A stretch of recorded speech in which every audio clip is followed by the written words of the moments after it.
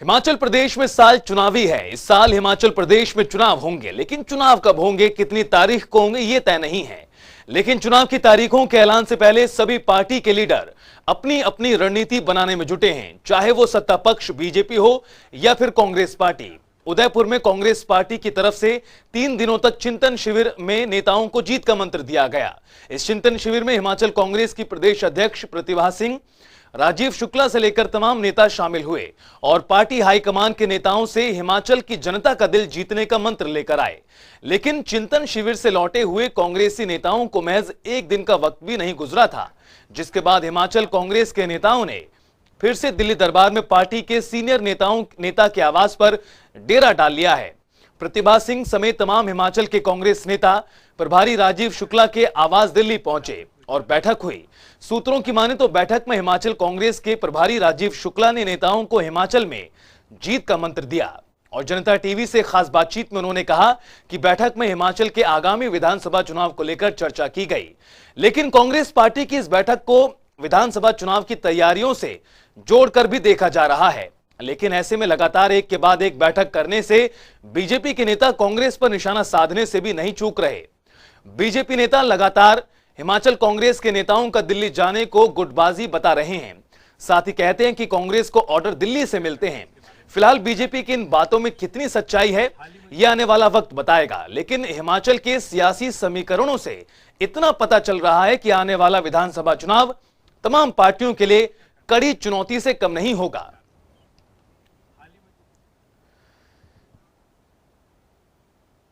और चलिए अब आपको 2 तस्वीरें दिखाते हैं हिमाचल कांग्रेस नेताओं की। पहली तस्वीर उदयपुर से है, जहां 3 दिन तक कांग्रेस का चिंतन शिविर हुआ, और दूसरी तस्वीर राजधानी दिल्ली से है, जहां बीते दिन हिमाचल कांग्रेस प्रभारी राजीव शुक्ला के आवास पर अहम बैठक हुई और इस दौरान चर्चा भी की गई।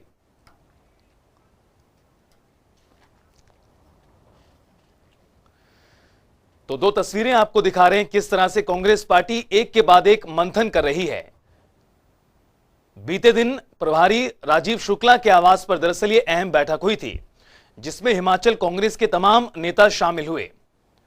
किस तरह से पार्टी को मजबूती के साथ मैदान पर उतारा जाए, गुटबाजी पर किस तरह विराम लगाया जाए, ये तमाम सवाल हैं ऐसे जो इस बैठक के चारों तरफ घूमते हुए नजर आ रहे हैं। हिमाचल में हाथ मजबूत होगा, इस बार बड़ा सवाल है। जिस तरह से चिंतन शिविर भी किया गया और उसमें भी हिमाचल पर खास तौर पर फोकस किया गया, क्योंकि इसी साल हिमाचल प्रदेश में विधानसभा के चुनाव भी होने जा रहे हैं। उस लिहाज से भी बेहद ही महत्वपूर्ण बैठकें लगातार हो रही हैं। लेकिन बड़ा सवाल यहां पर यह भी उठाया जा रहा है, बात करें कांग्रेस के विरोधी दल भारतीय जनता पार्टी की ओर से, कि लगातार एक के बाद एक बैठकें हो रही हैं और कहीं ना कहीं गुटबाजी की ओर इशारा कर रहे हैं भारतीय जनता पार्टी के नेता।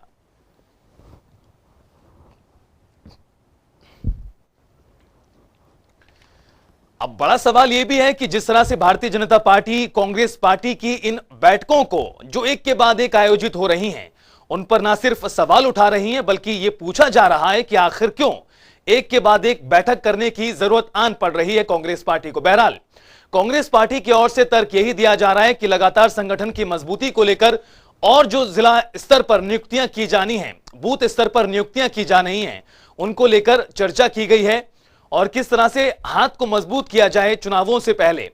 हालांकि कांग्रेस पार्टी की ओर से एक मजबूत पक्ष अपने पाले में यह दिया जा रहा है विधानसभा चुनावों से पहले कि जो बाईपोल्स हुए थे, जो उपचुनाव हुए थे, उसमें कांग्रेस पार्टी ने बंपर जीत हासिल की थी। 3 विधानसभा सीट और 1 लोकसभा सीट कांग्रेस पार्टी के खाते में गई थी, जो कहीं ना कहीं कांग्रेस पार्टी के लिए और कार्यकर्ताओं के लिए उत्साह की बात।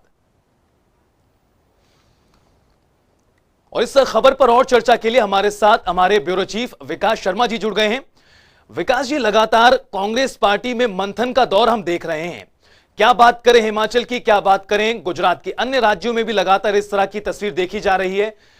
उदयपुर में चिंतन किया गया और खास तौर पर उसमें हिमाचल भी टॉप प्रायोरिटीज में रहा, क्योंकि हिमाचल में इस साल चुनाव होने वाले हैं।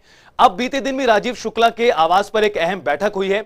लेकिन यहां पर एक बड़ा सवाल बीजेपी ये उठा रही है कि इन मीटिंगों की आखिर जरूरत क्यों पड़ रही है? क्या अभी भी गुटबाजी कांग्रेस में बरकरार है? बात अगर हिमाचल कांग्रेस की भी करें।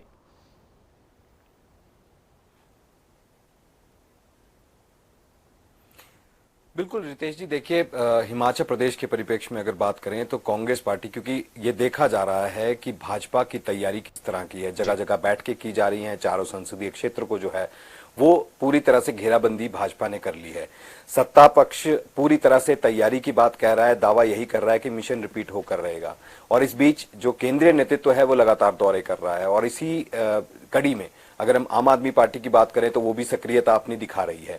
चाहे केंद्रीय जो नेतृत्व है आम आदमी पार्टी का, उनके दौरों की अगर बात करें, हाल ही में मनीष सिसोदिया जो है वो शिमला आए थे, उनके दौरे की अगर बात करें तो इस तरह की एक्टिविटीज जो है वो लगातार देखी जा रही है। कांग्रेस की अगर आप बात कर रहे हैं, कांग्रेस अभी गुटबाजी है नहीं है सबके जगजाहिर है, सबको ये बात पता है कि कांग्रेस में क्या चल रहा है, लेकिन सक्रियता की अगर बात करें तो इसको लेकर लगातार सवाल उठाए जा रहे हैं कि सक्रिय कब होगी ये पार्टी। क्योंकि अभी हाल ही में पदाधिकारियों की नियुक्तियां यहां पर हुई हैं, प्रदेश कार्यकारिणी का गठन हुआ है, और आगे क्या बदलाव जो है संगठन के भीतर किया जाना है, जिला स्तर पर, ब्लॉक विकास जी, स्तर पर, आपको रोकना चाहेंगे, आप यहाँ पर बनी आप बने रहिए हमारे साथ। इस बीच हमारे साथ हिमाचल कांग्रेस की प्रदेश अध्यक्ष प्रतिभा सिंह जी खुद जुड़ गई हैं। मैम, स्वागत है आपका जनता टीवी पर। हाँ जी, धन्यवाद। प्रतिभा जी, लगातार कांग्रेस पार्टी मंथन के दौर से गुजर रही है। उदयपुर से लेकर दिल्ली तक की बात की जाए तो एक के बाद एक मीटिंगें की जा रही हैं। क्या आप जानकारी देना चाहेंगे किस तरह से कांग्रेस पार्टी की तैयारियां देखी जा रही हैं? क्योंकि भारतीय जनता पार्टी और बीजेपी पक्ष ये कह रहा है कि हमारी तैयारियां पूरी हैं चुनावों के नजरिए से। तो मैं भी कांग्रेस की तरफ से ये कह सकती हूँ कि हमारी तरफ से भी तैयारियां पूर्ण है। हम लोग फील्ड में है, फील्ड में काम कर रहे हैं, और हमारे जो प्रबुद्ध जनता है हिमाचल प्रदेश की, वो भी ये 2022 के चुनाव के लिए बिल्कुल तैयार है। और हम लोग जानते हैं कि हमें किस तरीके से फील्ड में उतरना है और किस तरीके की बातों को ले जाकर लोगों के बीच रखना है। प्रतिभा जी, लेकिन एक सवाल यहाँ पर भारतीय जनता पार्टी ये उठा रही है कि लगातार कांग्रेस पार्टी को इस तरह से मीटिंगें करनी पड़ रही हैं, बैठकें करनी पड़ रही हैं, कभी अभी भी गुटबाजी कहीं ना कहीं हिमाचल कांग्रेस में बरकरार है। देखिए, मैं तो नहीं समझती कि कोई ऐसी गुटबाजी है, ना आपको नजर आनी चाहिए। हम एक मंच पे सभी थे, आज भी हम सब एकजुट होकर पार्टी की लड़ाई को लड़ेंगे। हमारे बीच में कोई मतभेद नहीं है, कोई गुटबाजी नहीं है। कौन से ऐसे अहम मुद्दे रहने वाले हैं प्रतिभा जी जिनको लेकर आप लोगों के बीच जाएंगे? क्योंकि हमने उपचुनाव भी देखे थे और उसके नतीजे कहीं ना कहीं आपके फेवर में गए थे। क्या ये माना जाए जिस तरह से उपचुनाव में आपने जीत हासिल की, कुछ वैसी तस्वीर आने वाले वक्त में दिखेगी? बिल्कुल बिल्कुल बिल्कुल सही फरमा रहे हैं आप जानते हैं कि पिछली मर्तबा भी जब हमने उपचुनाव का सामना किया था, उस वक्त भी हमारे यही मुद्दे थे, और आज भी हम इन्हीं मुद्दों को लेकर जनता के बीच में जाएंगे। आप जानते हैं जिस तरीके की महंगाई बढ़ रही है, जिस तरीके से बेरोजगारी बढ़ रही है, ये बहुत बड़े मुद्दे हैं हमारे प्रदेश के सामने। इसको लेकर हमने जनता के दरबार में जाना है, क्योंकि यही चुनावी वादे उस वक्त हमारे प्राइम मिनिस्टर मोदी जी ने किए थे, और कहा था कि महंगाई को मैं कम करूंगा, बेरोजगारों को रोजगार उपलब्ध कराऊंगा। तल पर कुछ भी ऐसा नहीं नजर आ रहा है, और इन्हीं बातों को लेकर लोगों में भी रोष है। लोग भी बहुत उस क्षण की इंतजार कर रहे हैं कि कब उनको मौका मिलेगा और वो कब बदलाव सरकार में करेंगे। बिल्कुल प्रतिभा जी, तो आपकी ओर से लगातार ये बात की जा रही है। हमारे साथ शिमला से हमारे ब्यूरो चीफ विकास जी भी हमारे साथ बने हुए हैं। विकास जी, आपकी तरफ से कोई सवाल प्रतिभा जी से?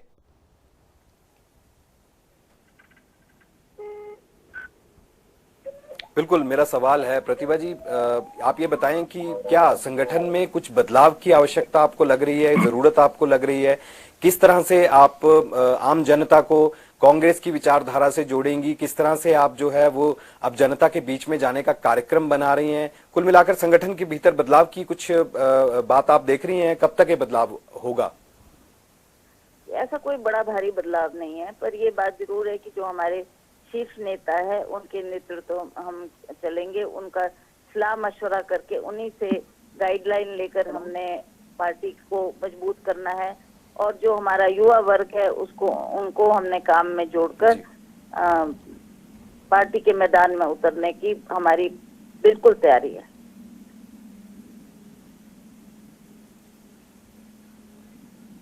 सवाल ये भी है कि क्या जिला स्तर पर जो आपकी कार्यकारिणी है, प्रदेश कार्यकारिणी है, वो उसमें कुछ बदलाव की आप बात देख रही हैं?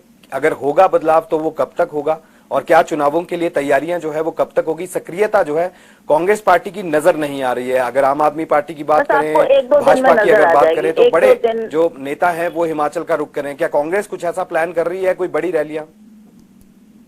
वो जब आएगा, समय आएगा तो बड़ी रैलियां भी की जाएगी। अभी तो हम लोगों के बीच में जाकर अपनी बात लोगों के समक्ष रखेंगे, जनसंपर्क रखेंगे, जनता के सामने जाकर हमने कांग्रेस के किस मुद्दे पर कांग्रेस चुनाव लड़ना चाहती है उस बात को उनके सामने रखेंगे।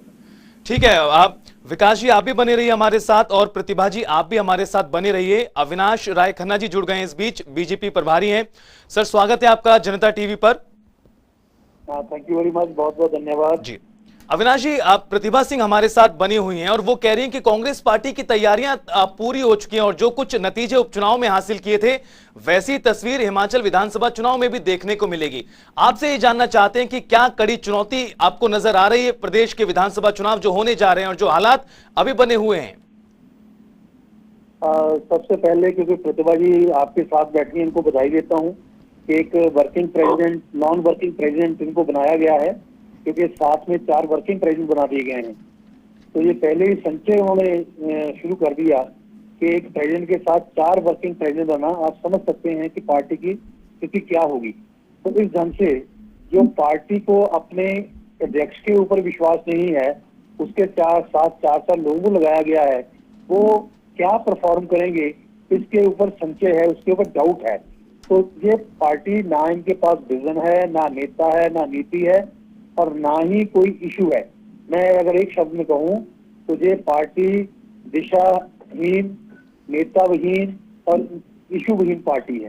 तो इसलिए कांग्रेस जो है वो हिमाचल में कोई रिजल्ट नहीं दे पाएगी और हम फिर वापस रिपीट करेंगे। लेकिन अविनाश जी, मैं प्रतिभा जी से आपके सवाल का जवाब लूं, लेकिन उनके पक्ष में एक मजबूत बात यह निकलकर सामने आती है कि उपचुनाव के जो नतीजे आए थे वो उस तरह की नहीं थी जिस तरह की बात आप बता रहे हैं। उपचुनाव में मैं बार बार कह चुका हूं कि हमारे लिए ये आई ओपनर था, लेकिन जिस ढंग से आज हमने फिर जोर से, बड़े अच्छे ढंग से बूथ लेवल पर पार्टी और सरकार ने काम किए हैं, आपको अनगिनत, उनकी गिनती नहीं होगी, इतनी स्कीमें हमने लोगों को दी हैं। अगर उनका ही हम काउंट कर ले तो इतना बड़ा नंबर हो जाता है जो चुनाव जीतने में बड़े आसानी रहती है।